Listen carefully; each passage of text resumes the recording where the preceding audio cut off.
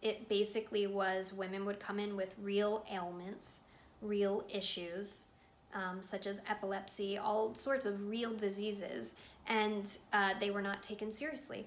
And they would just be labeled with hysteria. And sometimes they would be institutionalized, and sometimes they would just be sent home to die a slow, very painful death.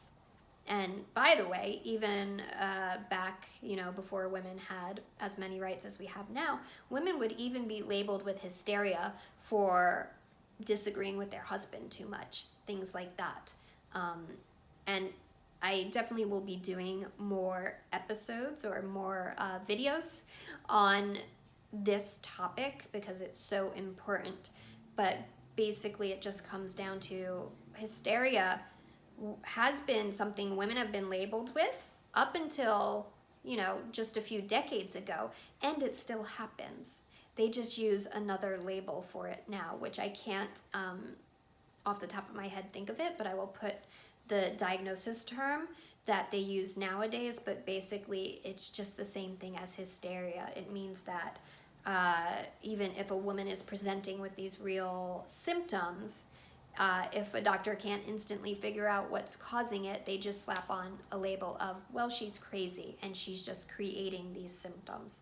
And something I very strongly believe, and again, this will be a whole nother topic, is that there aren't any symptoms that are purely psychosomatic.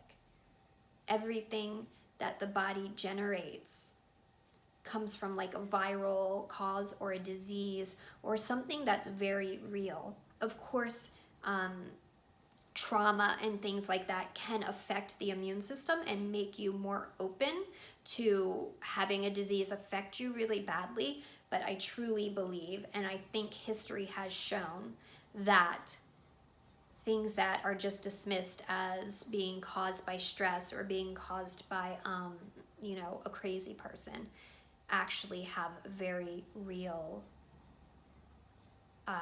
reasons for it.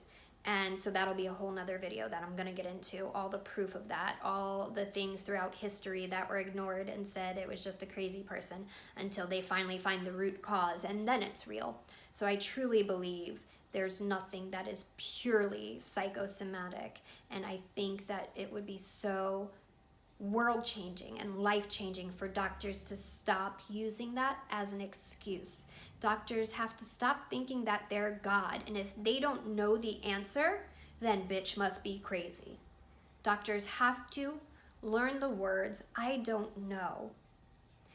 Obviously, a patient coming to you with symptoms that are maybe not easily figured out want the answer, but they want to be believed more than anything else. So if you can't figure it out and you're a doctor, there is so much value for us of you just saying, I don't know, I'm sorry, you're gonna have to look elsewhere. But so many doctors have so much ego that they can't feasibly even imagine that they don't know. Instead, their cocky answer is, you're stressed, or you're overreacting, or it's really not that bad. So I want to wrap this up because this is a topic that is so varied and I could just go on and on forever about it.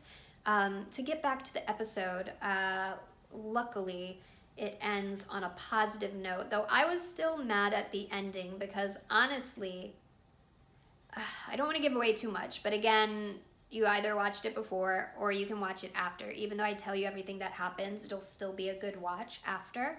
It'll still be infuriating and eye-opening and hopeful. The one thing about the ending that I was just like, I kept saying to my boyfriend, if she does not sue his ass at the end, I'm going to be so pissed. And she does not sue him.